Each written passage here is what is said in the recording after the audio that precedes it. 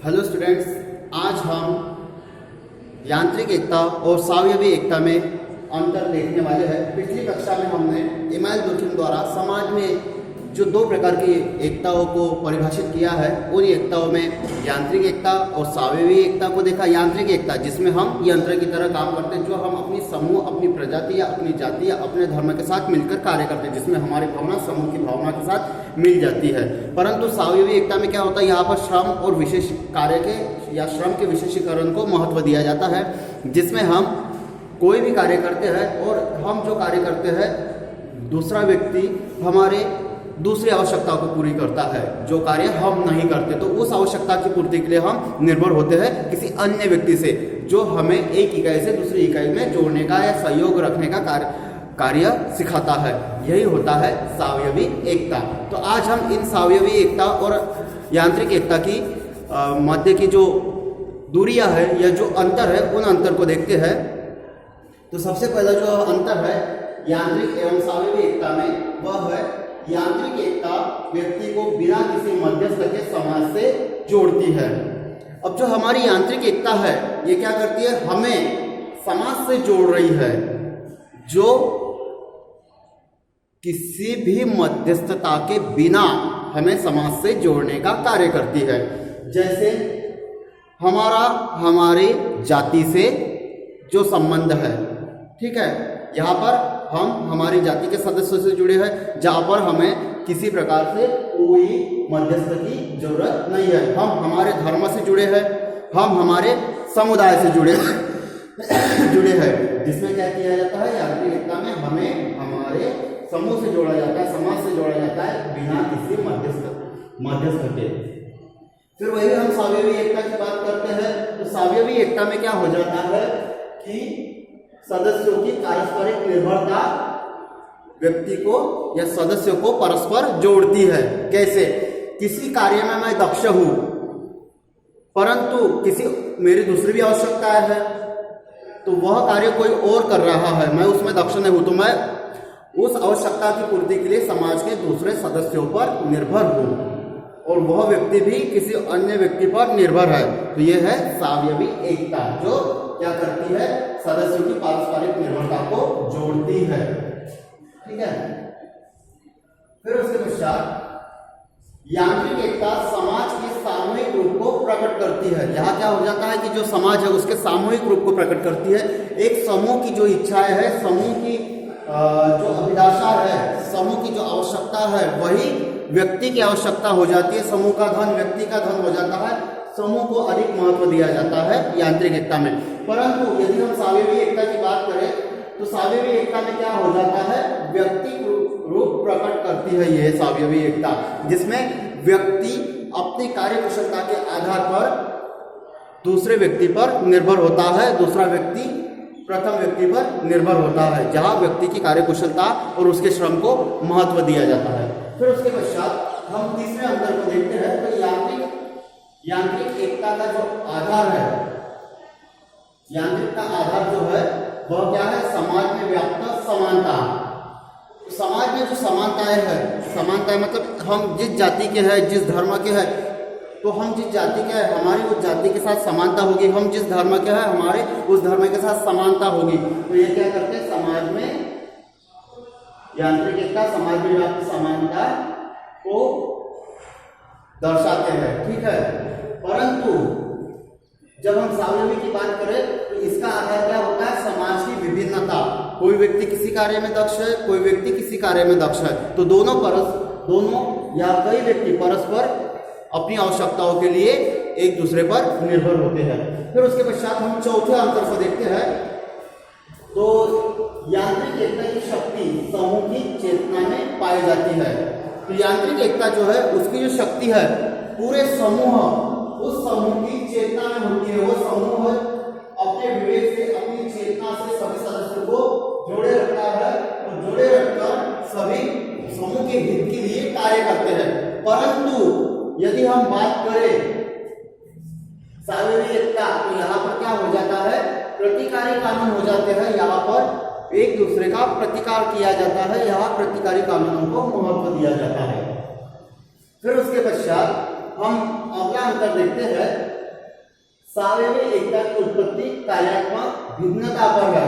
सावयवी एकता, इसकी उत्पत्ति कैसी है? कार्यात्मक भिन्नता, मतलब प्रत्येक व्यक्ति अपने अपनी इच्छा के अनुसार, अपनी अपनी कार्य कुशलता या दक्षता के अनुसार क्या करेगा? कार्य करेगा। वही यांत्रिक एकता क्या करती है? सामूहिक एकता पर निर्भर है। यहाँ पर समूह की एकता को, समूह की आवश्यकता को महत्व दिया जाता है। समूह की आवश्यकता को महत्व दिया जाता है सावयवी यांत्रिक एकता में। फिर उसके बाद हम बात करते हैं अगले अंतर की। तो यांत्रिक एकता व्यक्ति के व्यक्तित्व में क्या है? बाधक है, क्योंकि व्यक्ति वही कार्य कर सकता है जैसा उसका समूह कहेगा।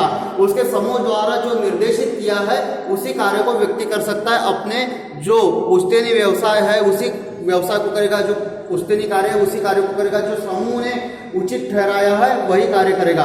परंतु यदि हम सावयवी की बात करते हैं तो ये क्या करता है? व्यक्ति के व्यक्तित्व विकास में सहायक है।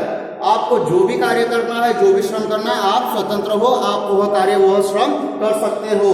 दूसरा व्यक्ति भी जो कार्य करना चाहता है, जो श्रम करना चाहता है, वह कार्य या वह श्रम वह कर सकता है, जिसके लिए दोनों परस्पर निर्भर होंगे। परस्पर अर्थात दोनों एक दूसरे पर निर्भर होंगे।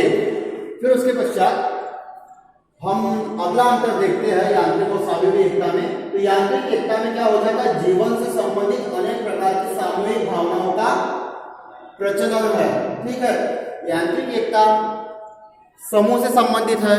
तो यहाँ पर किसको प्रतिनिधित्व दिया जाएगा? समूह की जो भावनाएं है उसको प्रतिनिधित्व दिया जाएगा। समूह की कौन सी भावना है? जीवन से संबंधित अनेक प्रकार की सामूहिक भावनाएं। ठीक है, परंतु वही हम सावयवी एकता की बात करें तो यहाँ पर क्या हो जाएगा? सावयवी में भावना के स्थान पर नियमों को प्रधानता दी जाती है। यहाँ पर भावना को कोई स्थान नहीं होता, यहाँ नियम महत्वपूर्ण होते हैं सावयवी एकता में। उसके पश्चात अब हम अगले अंतर को देखते हैं। तो यांत्रिक एकता में अपराध के स्वरूपों की व्याख्या जो है वह क्या है? अधिक है। यहाँ पर जो अपराध का स्वरूप है वो बड़ा माना जाएगा। यहाँ पर यदि हम अपराध करते हैं तो क्या होगा? दंडित किया जाएगा। और दंडित किस प्रकार से? प्रतिशोध लेने की दृष्टि से। परंतु वही अगर हम सावयवी की बात करें तो सावयवी में यह क्या है? कम है। यहाँ पर यदि हमारे से कोई गलती हो जाती है, कोई अपराध हो जाता है, तो यहाँ पर हमें सुधारने के नजरिए से या हमें सामाजिक कल्याण में हम जुड़ सके, हमारे व्यवहार में सुधार हो सके, इस नजरिए से क्या किया जाता है? यहाँ पे हमें दंडित किया जाता है। यहाँ पर जो दंड का प्रावधान है वह कैसा होता है? सुधार का नजरिया लिए हुए होता है। फिर उसके पश्चात यांत्रिक एकता का संबंध खंडात्मक सामाजिक संरचना से है। ठीक है, इसमें क्या हो जाता है? समाज को खंडात्मक किया जाता है। समाज की संरचना को खंडात्मक किया जाता है। परंतु वही हम सावयवी की बात करते हैं तो यहाँ पर क्या किया जाता है? जोड़ दिया जाता है। मतलब हम किसी भी जाति धर्म संप्रदाय के हो फिर भी हम एक साथ काम करेंगे, एक दूसरे पर निर्भर रहेंगे सावयवी में। परंतु खंडात्मक रूप से कैसे हो जाता है कि जो जाति है वह अपनी ही एकता या अपनी ही चेतना को महत्व देगी, अपने ही आवश्यकताओं को या अपने ही जाति समूह को महत्व देगी। तो ये हो गया खंडात्मक। तो ऐसे प्रत्येक जाति अपने अपने समुदाय अपने समूह को महत्व देती है। फिर उसके पश्चात अगला अंतर देखते हैं। तो यांत्रिक एकता में क्या हो जाता है कि धर्म की प्रधानता होती है। यहाँ धर्म, पूजा पाठ या अच्छा बुरा इनको महत्व दिया जाता है। परंतु सावयवी में धर्म का प्रभाव कम है। यहाँ पर घटता हुआ प्रभाव है। यहाँ पर बस कार्य को महत्व दिया जाता है, कार्य के विशेषीकरण पर और एक दूसरे पर पारस्परिक निर्भरता पर महत्व दिया जाता है। और अंत का जो अंतर है सावयवी और यांत्रिक एकता का, तो वह है यांत्रिक एकता प्राचीन सरल समाजों में पाई जाती है। जैसे जो अपनी परंपराओं से जुड़े हैं, जो छोटे छोटे गांव या कस्बे हैं, जो अपनी संस्कृति को लिए हुए हैं, ऐसे समाजों में या जनजातीय समाजों में क्या होती है? यांत्रिक एकता पाई जाती है। जहाँ पर क्या होता है? समाज में समानता और सामूहिकता का साम्राज्य होता है। सभी सामूहिकता की भावना से रहते हैं ना छोटे छोटे गांव कस्बों में। और वही अगर हम सावयवी एकता की बात करें तो यहाँ क्या हो जाता है? आधुनिक समाज का लक्षण है सावयवी एकता, जहां पर क्या होता है श्रम विभाजन और विशेषीकरण की बहुलता पाई जाती है। सावयवी एकता आधुनिक समाजों में पाई जाती है, पिछड़े समाजों में नहीं। और आधुनिक समाजों में क्या होता है कि व्यक्ति अपनी इच्छा से कोई भी कार्य कर सकता है, वह किसी भी इकाई में कई व्यक्तियों के साथ रह सकता है। हो सकता है कि वह कोई दूसरा कार्य करे, दूसरे व्यक्ति दूसरे कार्य करे। व्यक्ति अपनी दूसरी जो आवश्यकता ये है उसके लिए स्वयं तो निर्भर है, परंतु यदि वह उस श्रम का या उस वस्तु का निर्माण नहीं कर रहा है तो क्या हो जाता है, वह उस आवश्यकताओं की पूर्ति के लिए दूसरे पर निर्भर हो जाता है, जिसे हम कहते हैं सावयवी एकता। तो ये है यांत्रिक एकता और सावयवी एकता में अंतर। इसके बाद हम अगली कक्षा में देखेंगे।